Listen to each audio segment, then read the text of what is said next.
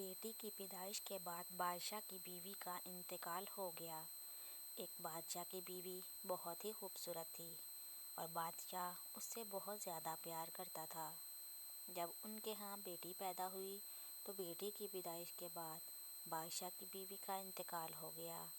بیوی کے انتقال کی خبر بادشاہ پر بجلی بن کر گری اور پھر ہر وقت وہ افسردہ رہنے لگا۔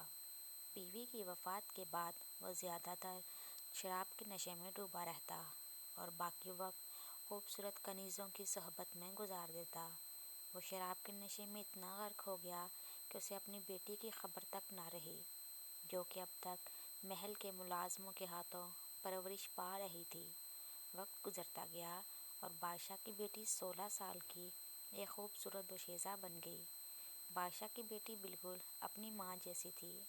ایک دن بادشاہ کی نظر اس پر پڑی تو وہ چونک گیا۔ کافی دیر تک اپنی بیٹی کو دیکھتا رہا جو جوان ہو کر بالکل اپنی ماں کی ہم شکل نکلی تھی۔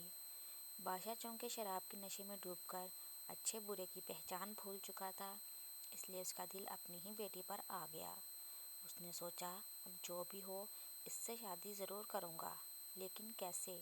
یہ بات اس کو پریشان کر رہی تھی۔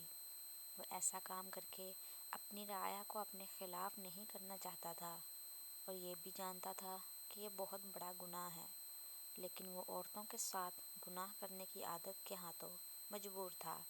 آخر کار اس نے علماء کرام سے اپنے حق میں فتویٰ لینے کا فیصلہ کر لیا۔ اس نے سوچا کہ وہ کسی عالم کو سونے چاندی کا لالچ دے کر اپنے حق میں فیصلہ کروا لے گا اور پھر اپنی بیٹی سے شادی رچا لے گا اور اس طرح گناہ بھی فتویٰ دینے والے کے سر چڑھ جائے گا۔ بادشاہ نے ایک عالم دین کو بلوا کر کہا، میں اپنی بیٹی سے شادی کرنا چاہتا ہوں، کیا یہ جائز ہے؟ عالم نے کہا، نہیں، ہرگز نہیں، یہ بہت بڑا گناہ ہے۔ بادشاہ نے اس کو ہر طرح کا لالچ دیا، لیکن عالم دین نے بادشاہ کے حق میں فتویٰ دینے سے انکار کر دیا۔ بادشاہ نے غصے میں آ کر اسے قتل کروا دیا۔ پھر دوسرے عالم سے کہا کہ اس کے حق میں فیصلہ دے، لیکن اس نے بھی انکار کر دیا۔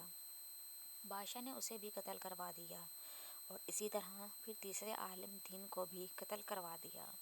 آخر کار بادشاہ نے چوتھے عالم دین کو بلوا کر فتویٰ مانگا اور پوچھنے لگا کہ کیا میری بیٹی مجھ پر حلال ہو سکتی ہے، میری بیوی بن سکتی ہے؟